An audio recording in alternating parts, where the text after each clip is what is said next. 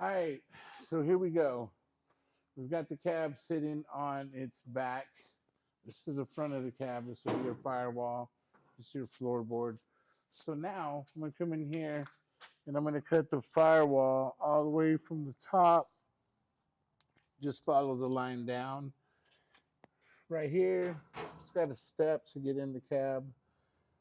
I'm just gonna cut it straight and then we'll figure out what we gotta do. We gotta cut the rocker out. I can make one by hand if I need one. I'm not gonna worry about too much detail.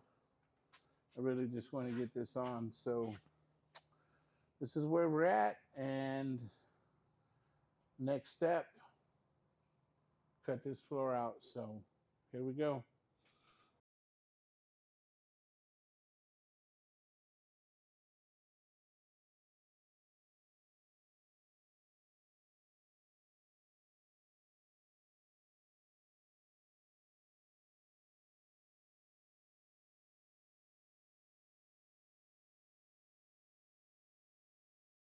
I'm back again. All right. So this thing is 64 and a quarter inches all the way. Yeah, 64 and 3/8. The Ford on race truck, the '03 model, we cut it to 64 and a quarter inches. So now that we know that the width is going to fit, we had to determine where our firewall is going to sit. And once we determine where the firewall is going to sit, and then we can come in here and measure from the back of the cab to where we think our firewall is going to be, which is probably about 48. It's probably about 4 feet. Pushing it at 48 and a half, but that's only cutting out the vent if I have to. But let's just say about 48 to be safe. And now I'll go to the new truck and I'll measure from the firewall to 48 inches, and that's how far back we're gonna have to trim that floor. And another thing also that I was just looking at, I tried to avoid it, but I only guessed, I didn't measure. My bracing that I did for this, I think it's gonna hit my steering. I know it's gonna hit my steering. So I'm gonna re-brace it higher and just try to keep my doors as square as possible. Even if I have to add some ridiculous metal in here just to keep it from moving. Which doesn't matter if it moves too much because I could always move it back. You know, when you do custom stuff like this, you make your own door gaps. You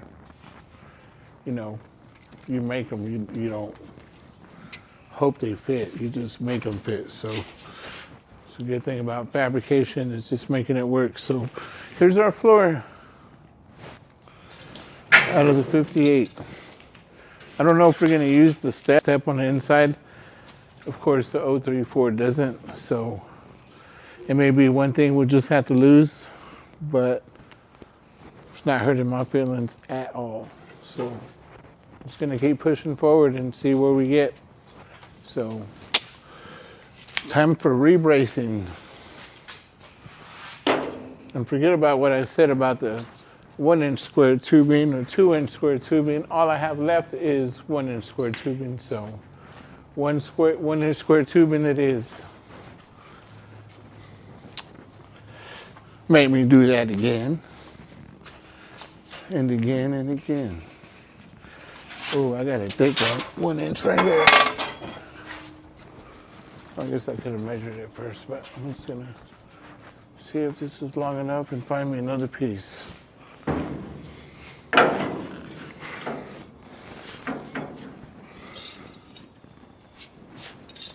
Would be to get from there to the dash. From there to the dash would be ideal. So let me use the trusty tape measure. Never does me wrong. We're looking about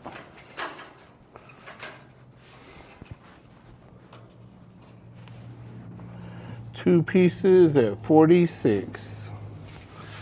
And that should hold the back window to the front window and keep it from flexing.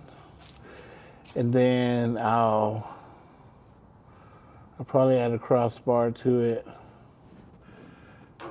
which will only help it strengthen it up some. And we'll go from there. We will go from there. 246 coming up. Ooh, where's my dirty gloves?